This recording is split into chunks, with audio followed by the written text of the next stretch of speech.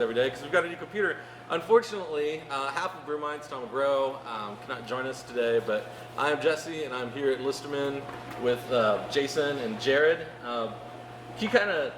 Jared's the head brewer now, but brewer, what do you do these days? I'm the GM here, so I'm running the business. So I kind of departmentalize the business into three different things. We have the brewery, the tap room, and the store, and those managers report to me and kind of strategize how to make things work. Awesome. And Jared, how long have you been brewing now? I remember you came from like out in the Northeast, right? Yeah, I came. The last place I was at was a startup in Buffalo called Near Brew Project. Who I moved on from to come down here. But, awesome. Yeah. How are you liking Cincinnati? I love Cincinnati. It's, just the food and culture scene is awesome. It's been absolutely. Anyone who's been here the last 10 years understands how it's absolutely exploded at this point. But yeah, I definitely came in at a very good time before things got really pricey. Because it's coming. It's coming. Yeah. This place is definitely going to start getting pricier. But yeah, no, I absolutely love this place. I actually live in East Walnut Hills. Nice. I'm actually not too far from Listermann Brewing. Yeah, no, definitely. My fiance and I love the area. We're East Coast people, so we're kind of like, I don't know much about the Midwest. Like, how's this going to go? And we were absolutely, surprised and blown away by the area and just all the art and culture that's here. And the food just got so good, and the drinks have gotten so good. So definitely a good spot. I have some more questions about that, but the reason we are here today is because we're talking all things Brass Monkey, Junkie, and Brewer's Delight. Yep. So I believe you guys have a release coming up on this Saturday. I'm going to throw that info up here. Yeah. But let's run down the details on that. What do people need to know? Like, should they expect a line? Like, will drinking be allowed in the line? Like, describe how this is going to go to us. There's going to be. I think we're expecting at least 55 people early on. So I think we suggest coming around 8 a.m. to really start lining up. That's what time I'll open the doors so people can come in and get warm and use the restroom. Mm-hmm. And in general, most of the people that come to our lines, turn into shares. We have a really great community here, and just a lot of people very generous, very open and giving in this community. So you'll see some really cool stuff on that railing at the end of the day that people have just been nice enough to open up with everyone else in line. And we may or may not have someone making breakfast. I'm not sure what his plans are. Well, because you got the Renegade Street Eats in here now, yes, right? Yeah, we have Renegade Street Eats, but sometimes we have some people that come through early enough that they'll, some people come at 6 a.m. sometimes and start making breakfast and stuff like that. So it's kind of like a mini little event. I've heard a lot of really good things about the line shares that have happened here. It's probably a really good time. If you're really looking to hit, It's a really good time. Yeah, if you're looking to hit a junkie, I would definitely suggest 8 a.m. or earlier. Yeah, I just wanted to ask. I've got it up on the screen now. Talk to me about beer limits and cases. How quickly is this I'm going not to sure go? we actually landed on that. So that's up to you, We but- did. So we have Brass Monkey, which is it is Nelson, Galaxy, and Do it. Mosaic. And then we also have about 85 cases of that, and that's 1 case limit. And we have Brass Monkey Junkie, which is that beer plus mangoes. I only have about 25 cases of that one, and that is limit 2. And then two 4-packs. Mm-hmm. And then Brewer's Delight is Zythos, Citra, and Pineapple. And that we have about 100 cases of that, and that's limit 1 case per person.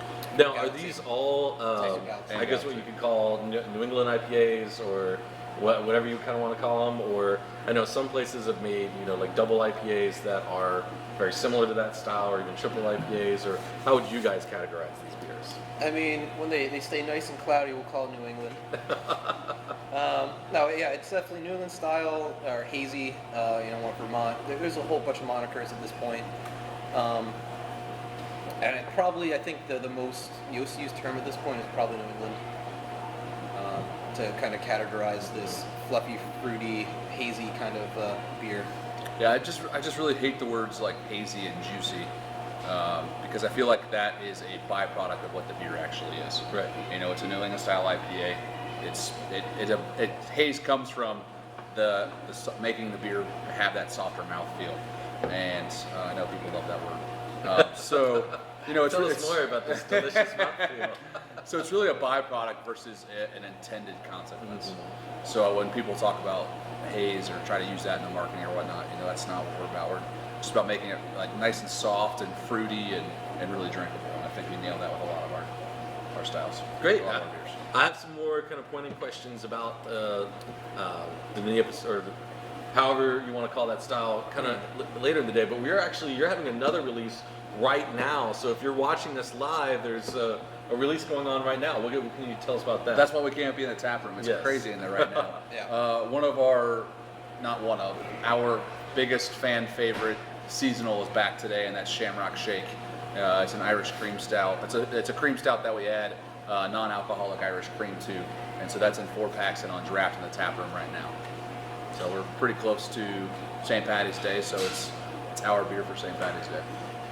Chris Breeden actually wants to know why we're not in the tapping. So Chris, if you're watching, it's because there are I have so 30 many people on vacation today, and there's tons of people in the tap room.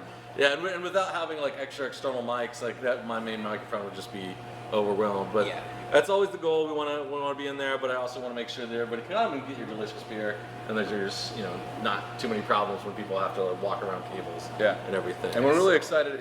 Touching on Shamrock Shake, we're really excited for St. Patty's Day. We usually release barrel-aged Shamrock Shake on St. Patty's Day.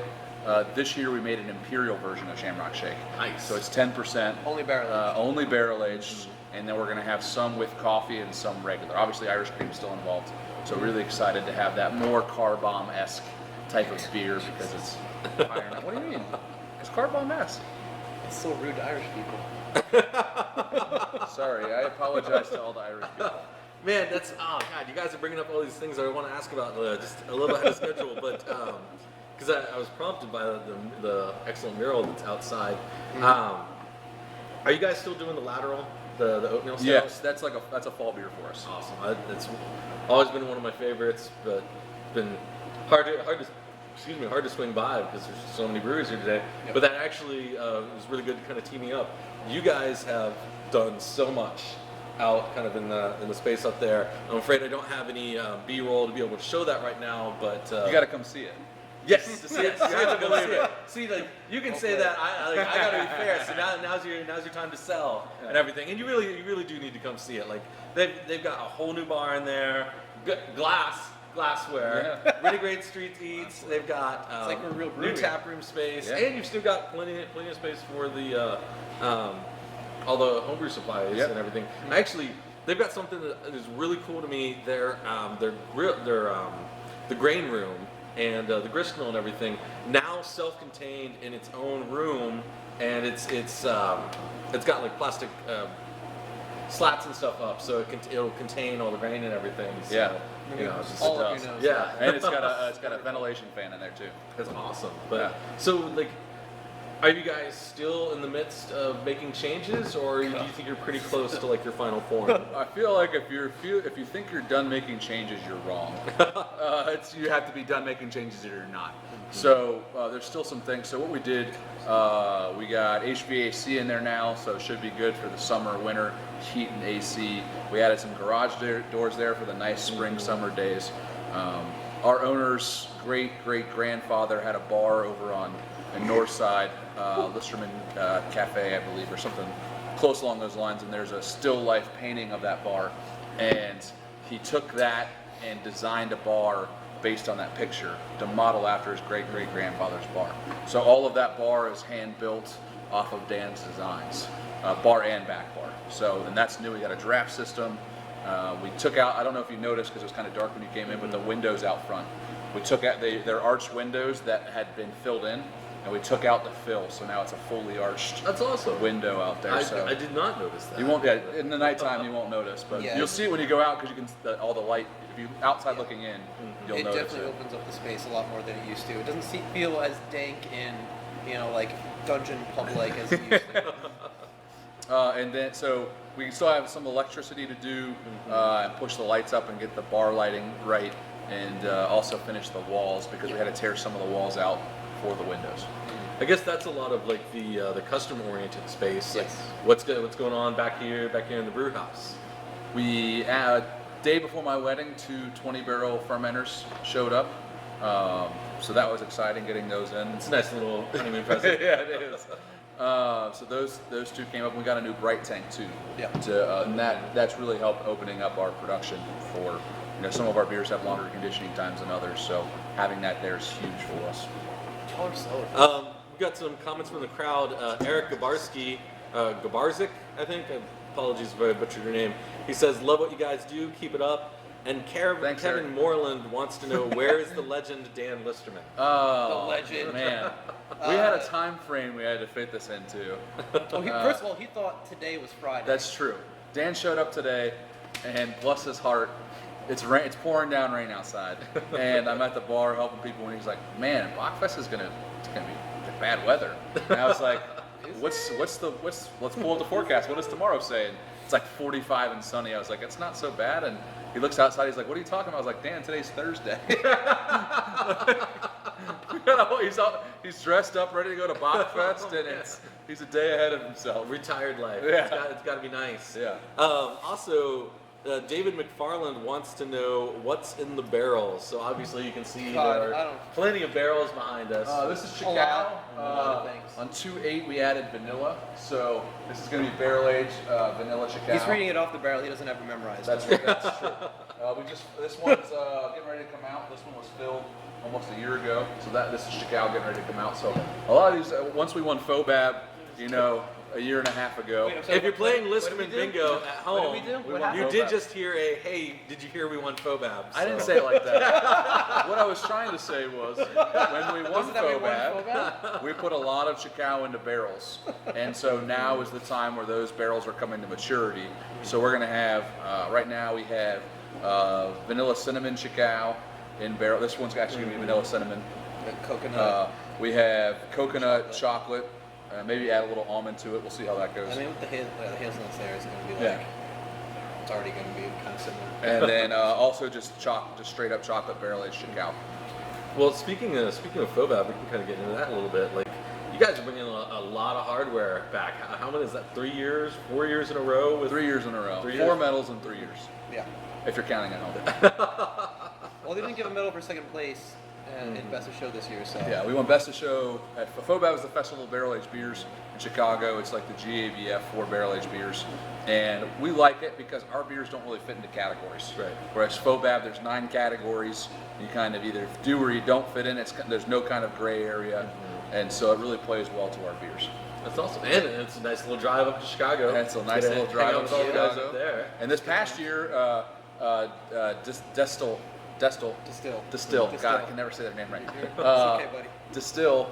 We went to Distill in Normal, Illinois, and brewed a beer with them. Awesome. And it was kind of a blend of Chicago plus their Dos Vidania, their award-winning Dos Vidania recipe, kind of a mashup there. And then they came here and brewed it here. So a lot of these barrels are that collab with them. It's kind of a mix of Dos Vidania and Chicago.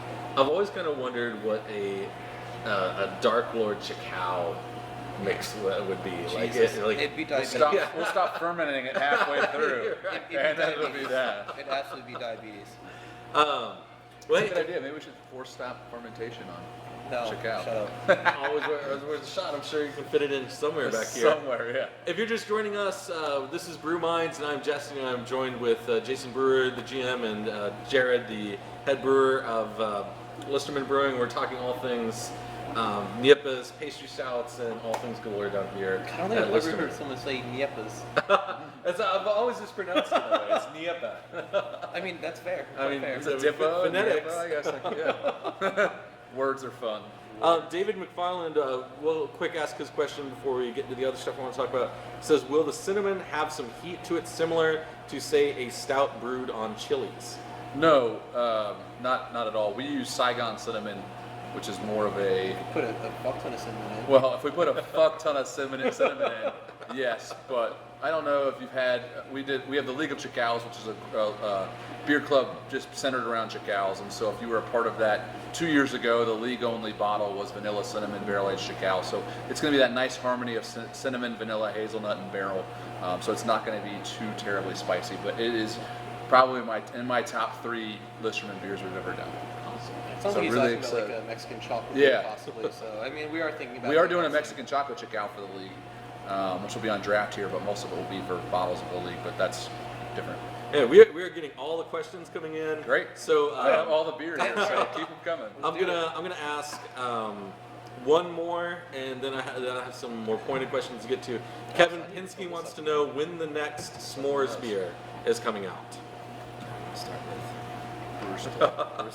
Oh, we're gonna crack open the NEIPAs too, apparently. I mean, we don't want to get up. So, I mean, yeah, that'd be rude. All the people out there. so when are the next s'mores coming? So we have some in barrels right now. We have s'mores s'mores and even more s'mores in barrels. S'mores, And s'moring. I would say in the next couple months we'll have barrel-aged s'mores out. You know, exactly. We don't know. You know, barrels just kind of tell you when they're ready. You know, we don't rush them. If it's not tasting where we want it, we just let it slumber. We're like somewhat. at 120 barrels right now, and for our size, it's pretty absurd. So Yeah. So we have one day a week dedicated to barrels. One of our guys, Sometimes. John Ewers, When it works. most of the times. So sometime every time. sometime every time. So I would say look for that in the next 3 or 4 months. Awesome. Well, I have actually kind of a non-beer related question for you. How do I guys manage right to look now. so good every day? Yes, I mean I think people are I don't know. dying to know. Like, especially when you're hanging out in the Bailey. Like, That's true. this is kind of prompted by I know Kristen fairly well and some of the other lady brewers around town, but also from your Martin Luther King mural outside. Everything is getting more political these days. It's just, you know, we're a divided country. It's hard for people to kind of come together, and beer is getting to be no exception to that. Anyone who's been in the Greater Cincinnati Craft Beer Society Facebook group has no doubt seen this in practice many times. Most breweries, I think, kind of shy away from doing or getting involved in anything political, but I've been intrigued that you guys are almost seemingly leaning into the social justice aspect of it. Like you have the International Women's Day's beer coming up, and I know you guys also implement. I think it's the Women Helping Women. They have. I can't remember. It's not a sensitivity training, but it's they come in and do trainings and stuff for that. Yeah. So what's kind of been leading that, and are you guys worried about any sort of backlash? I don't think. Yeah, do you mind if I? Go ahead. I don't think anything's technically has led us there. I mean, beer in general just doesn't give a shit what your gender is or what your race is. And I feel like that's as breweries that we should be the same way. Like it should just be about kind of equality and fairness and having a good time. Right. And it's sort of, I mean, the mural outside is sort of a collaborative effort we do with Elements, which is a charity, Nonprofit. I'm sorry, a nonprofit that works with kind of youth in the area and gives them kind of avenues towards artistic expression instead of possibly going down other avenues. Right. And so, I mean, that is, that's an artist we have come in that works with them. That is a part of that program, and he doesn't have spaces to practice his art really, and we let him kind of do what he wants. We don't really tell him what to do, and I mean we definitely support the message of Martin Luther King, but yeah, like I wouldn't say it's any we don't feel any directive to kind of express ourselves towards one way or the other. It's just I think we're just following what beer is really. Beer has always been about community. And you look back through history, and there's the 3 greatest inventions that early humankind did was the wheel, fire, and fermentation science, basically. Now, it allowed you to create societies where the water didn't kill you. So, I mean, it's always been there. It's always been at the very center, the nexus of community, of human civilization. And I really just, I don't think we're being political. I just think we're being what beer is about. It's about community. It's about quality. Yeah. Yeah, absolutely. It's one of those things where, it's not about being political. It's just about doing what's right. Equality for everybody is something that we should strive for as a country. And especially when there's so many things pulling everybody apart, I feel like beer can bring everybody back together. And you know, Social lubricant. I have, you know, people. I'm a big The best kind of social. Yes. Yes. As long as you don't get in the car afterward. Right. That's true. People, I'm a big soccer fan. So people are like, oh, soccer's so confusing. Like, there's so many rules. I was like, there's 2 rules in soccer: don't be offside, and don't be a dick. Foul people. Yeah. You know, it's kind of like in life. Just don't be a dick. Or you know, bribe be- the refs. Or you bribe the Or refs. like Juventus, you're right. So you know, it's just kind of playing off that. Don't be a dick, and you know, be there for your community. And how's kind of the response on with that? Have you had any pushback from customers, or is it? No, largely honestly, been- I haven't heard anything. Because I know- see a lot of like the International Women's Day beer is popping up like Yeah. all over the place in my feeds and stuff. So I mean, if people have issues with something like the Women's Day beer, I think it's more on. We're okay with them Yeah. not coming in. Like, It's if more that on- offends you, then It's we more don't, on we them don't than want on you as a us. customer. well, turning around on that, do you guys worry at all that perhaps beer? Some people talk about things being like too PC, or watching labels. Like when you guys Yeah. are kind of designing or thinking out of your products and you're getting ready to brand it and market it, like has that part of the industry become much harder to do, or is it still you guys just like, this is our idea, we're going forward Well, with it? well, generally speaking, we check to see if anyone else in the market has done, and that market like Cincinnati, we check to see if anyone in Cincinnati has done something similar. So, I mean, we for still instance, check national market. we still but check national markets, and if it doesn't coincide with ours. for instance, Mad Tree has Mosaic High Out. We wanted to make a all Mosaic beer. I reached out to Mad Tree, hey, are you canning this soon? They said no. I don't want to give away their secrets. They said no, not soon. And we were thinking about naming a beer Green Sinatra after Logic, and Fatheads has a beer called Young Sinatra. Yes, it doesn't leave their bar, but we wanted to make sure. They have a beer called Dank Sinatra, and wanted to make sure we're not stepping on toes. So emailed them to make sure they're okay with that, and yeah, they're okay with that. It doesn't leave their brew pub. So it's kind of more or less being socially aware of what your neighbors are doing, and then It's also being part of the community. and being a good denizen and being a part of the community. So you want to make sure that your neighbor, you don't step on your neighbor's toes. Like that's in Cincinnati, that should be pretty simple. Yeah. And so doing those things is pretty easy to do. Awesome. Well, we'll take some questions here from the crowd. Let's see. Christopher Beard wants to know, are there any more plans for expansion? He's curious if a bigger area is in the work. But first, Brendan Gin says... Gin. We'll call him Jen though. Jen, Hey, buddy. Tottenham isn't a real soccer team. S&D, buddy. My mom might be watching, so I won't say the full thing, but S&D. S&D. Oh, Corey Hartman also says, Jason Brewer, in all caps, you are the man. Thanks, Corey. Miss you, buddy. Brendan Lake says, what beer do you suggest for someone who is just getting used to craft beer Oh, and geez. doesn't know more than the typical light beer? Fuck. Not Coors Light is the answer. So Like I would our look- beer or any beer?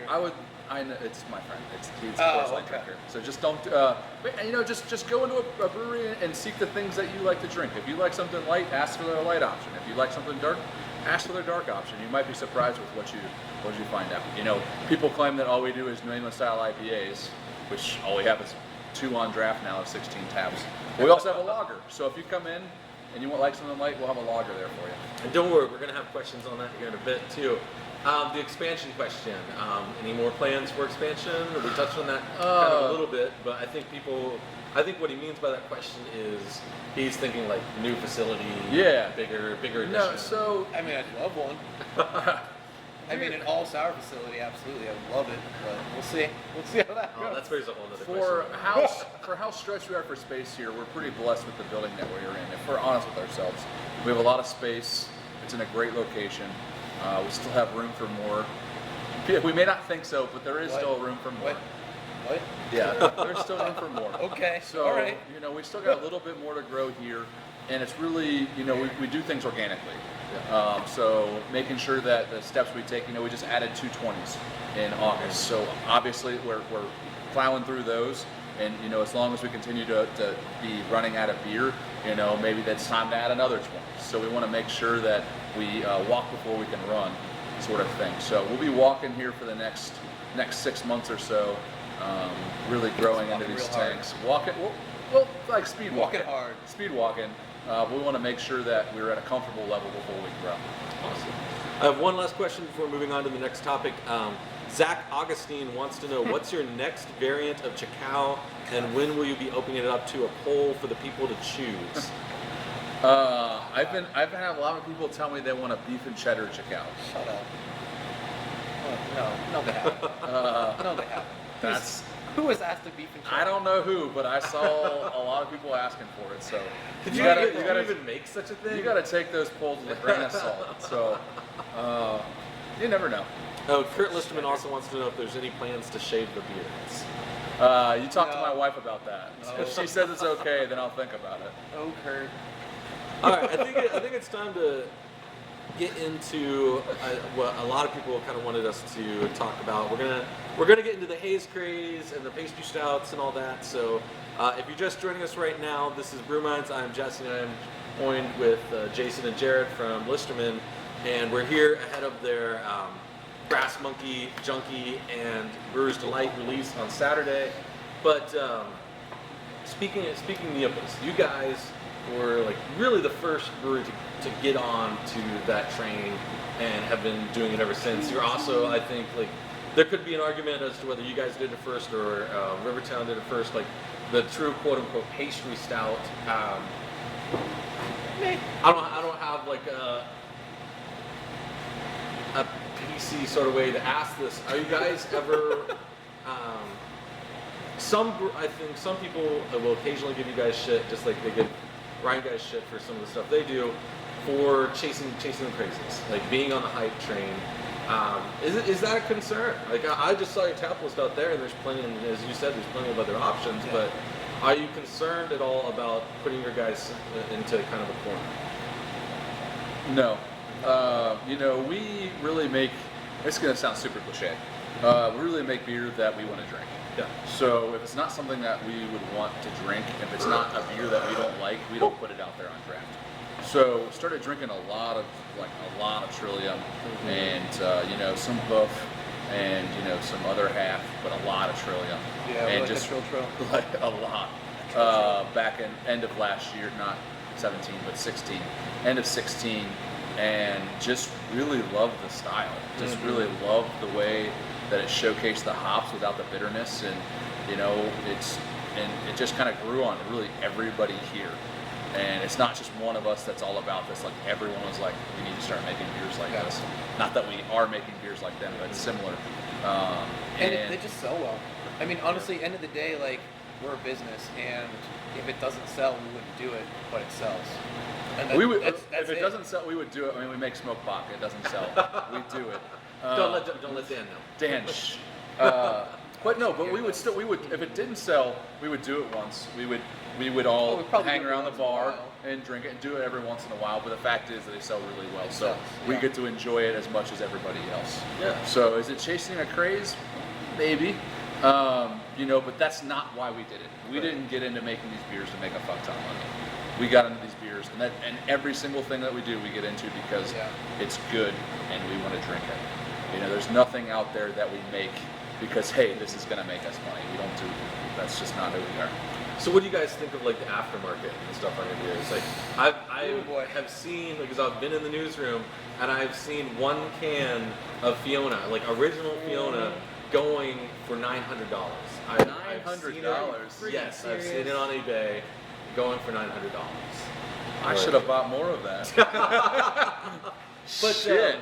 Kind of a question that a lot of people in the industry talk about, and when I say people in the industry, I'm talking about people who actually work in the industry, not so much the beer. Shelf life, like beer stability and so on. Like that beer's not good. Don't buy that beer. Don't buy that beer. But so, what would you tell people? Because I see a lot of people like buying the cases, and then like a year later they'll be selling that beer. And like for me, like when I drink in NEIPA, like it's 3 months. Like 3 months is the max that I have. I make a point to drink it before then. So how would you guys tell people to enjoy your beer? Buy it to drink it. Um, or trade it. Yeah. Or I buy mean, it. Do it. I mean, I'm really a do whatever you want type of person. With it, you know, it's just it's your money. Spend whatever it. I want. You don't After need it's to go in into that package. mystical forest. You don't know what's in there. Yeah, it's it's your money. You worked hard for it, and so if you want to sit on it for a year and sell it, then that's up to you. I mean, I not something I would do, but again, In the same token with that too is, like there's a couple breweries now that have gotten very wise to the secondary market, and like they're selling year-old beers, 2-year-old beers for $300, like a couple $100, and I mean, if that's what people are willing to pay for these beers, it's gonna happen. Like retail is gonna get more expensive as a function of the secondary market, because I mean, as a business, like if we sell it for our suggested retail price, and then someone is able to sell that reliably, consistently for 500% of the retail price, why the hell wouldn't we do that? Right. And every brewery will start, because honestly, some breweries have very thin margins between doing well and closing. And I think everyone in this market in Cincinnati should understand that, with one of the best breweries closed down recently. And like it's and people are already kind of upset about pricing already. Be prepared if the secondary market continues to be as kind of volatile as it is, and really kind of jack up these prices on these beers. The brewers are going to follow suit because their product has more value than they're putting it out for. Right. So on the happy end of the spectrum of that topic, where do you guys think NEIPAs can go? Like, where are you expecting to take it? I mean, I don't know. And people are already pushing the boundaries on it already. I don't know where this style is going to end. There's some very interesting milkshake kind of variations on this style. doing a pina colada sabotage in the summer. Jared hates it, but we're doing it. We'll see. We'll see, buddy. Can we get a mojito version of that? No. Yes, yes, we can get a mojito version. We're gonna get so but much it's just mint. like all the mint. It's kind of just crazy about New England style IPAs have such pushback from the established breweries. It's just like, but that's what you established yourself on was the brew establishment. The brew establishment is like that's what you established yourself on, and doing stuff that nobody else did. So I don't understand why they're so against it. So, Well, I mean, it's all cyclical. Like the craft beer breweries of like the 80s and 90s were making like English style beers. And Hey, then, remember like, when Brett was terrifying? Right. And now it's everything. Yep. We can thank Chad Which also, I Jackson would for love that. a Brett IPA at some point. Oh, hell yeah. don't say But then the second wave, it was all like the quote unquote West Coast style IPA, which now in like most other parts of the country they just call it an American IPA, Right. Yeah. Because that is the gold standard for what IPA is now. It's still should great. be, so. I remind everyone, it's still great. It's still good. It really is. I swear. So, well, let's talk a little bit about like pastry stouts and stuff too. Like, what all have you guys done in that part of the world? what haven't we done? I mean, Because I mean, you could make an argument almost that like Chicao is one of the progenitors of that. Like, I mean, it's super sweet, like sticky, like big. I mean, honestly, I would say progenitors. It's not a stout, but like it's Right. in I think that Darkwood realm. really should get a lot of credit for that. Darkwood and Cigar City, or Beardo Brewery, but Three Floyds and Cigar City were kind of pushing these things. I mean, they turn these things into festivals. Right. And I think it just, humans in general, like, the easiest, just sort of part of evolution, kind of these things that are sweeter, they weren't bitter, these things can kill you. Like, things that were bitter and astringent could kill you. So I think we're just... You bringing us wings? What's up, buddy? We're live on Facebook. You're on camera, bro. That's what I thought. I hope you knew that, and you're sneaking up with some wing placement. Just here's Hey, free advertising. If you can't see him, one of our friends from Renegade just stopped by. So if you want to get some shout outs, like, come on, bring those wings. Get them wings. Thursday's wing night. Do it. God, what was I now? We're Pastry talking about stouts, pastry where stouts they and came how they from. could kill you. Oh, yeah. So I think in general, we're just genetically predisposed to, gravitate towards these sweeter. I mean, it you know, it gave you a lot of energy. And like, and it's just, I mean, it's only been, you know, in the kind of the timing of evolution, it's very quick, you know, time frame before we came, you know, when we were kind of just, you know, rocks and loincloths to where we are now. Man, you're taking it way back. But I mean, that's I mean, because that's genetic. Genetics don't change that quickly. I think it's also a little bit of curiosity. You know, just for instance, in our tanks right now, we have a rum tropical stout, tropical rum cake. Oh, you're naming it already. Damn it. It's a style. It's not a Damn name. it. It's not a name. TBD name. And then we also Tropical made a, stout with some stuff. Let's with just say some that. stuff, and also made a beer with Weyerbacher that is going to be Sexy. sexy. It's very In the sexy. pastry realm. An imperial But milk stout with stuff. It's kind of like you know, just curiosity. People are like, hey, that says it tastes like a black chocolate cake, you know, and I can get drunk off of it. Let's try that. And you know, I think you see a lot of it in the other industries. You know, vodka had a very fun run with that. Whipped cream. Whipped cream. I mean, Vodka Fruit Loops. killed it. There's tons of different flavored vodkas. Obviously, some of them are fading out, but you know, I think it's a curiosity thing for people to try something that, you know, we have lemon pound cake out there. You know, people are like, oh, what does that taste like? You know, it's more of like a curiosity thing than, you know, deep-seated things like Jerry said. It's definitely deep-seated. 100% is deep-seated. Awesome. Everything awesome. we do is dictated by our genetics, whether we want to believe it or not. So I guess my final question on both of those points would be, what of both of those are you most excited for that Listermann is going to do? Like what can you tease out to the people on each of those fronts, like NEIPA and pastry stout, like that people should really work for that or look for that you know you've got coming down on the pike. It might not even be fermenting right now, but that you're looking at doing. What should people get hyped for right now? Sours. You're the worst. So we got a Sours. sour program at Listermann coming? It's happening. It's gonna happen. I mean, so I don't know if we haven't really talked about it too much yet, but we might as well. It's pretty close. If you're watching Unless at we home, shouldn't- you unless we can shouldn't, literally bro. see heartburn starting, like in this young man. No, it's Jared's middle name is off topic. It's Jared off topic Lewinsky. The man asked a very specific question, and then you took it completely said off sours. topic. I'm just plugging it. I'm just plugging the I sours, understand bro. that. We can segue in, and the thing we talk about being excited about is we got a Yellow Springs collaboration and one of those Absolutely we tanks, right? And this is how we segue into the With sours. Mr. Jeffrey of So Pickle Fresh. we have next Saturday.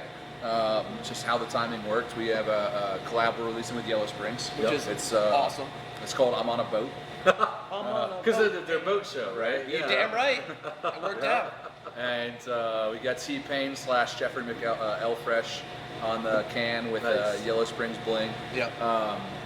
But so we got that coming out next. It's the most hops we put in a New England style IPA. It's 5 pounds per barrel. Yep. Well, for a single. Per Just a single. normal IPA. Yeah, and so really excited about that. And then we're also releasing, see how I'm doing this?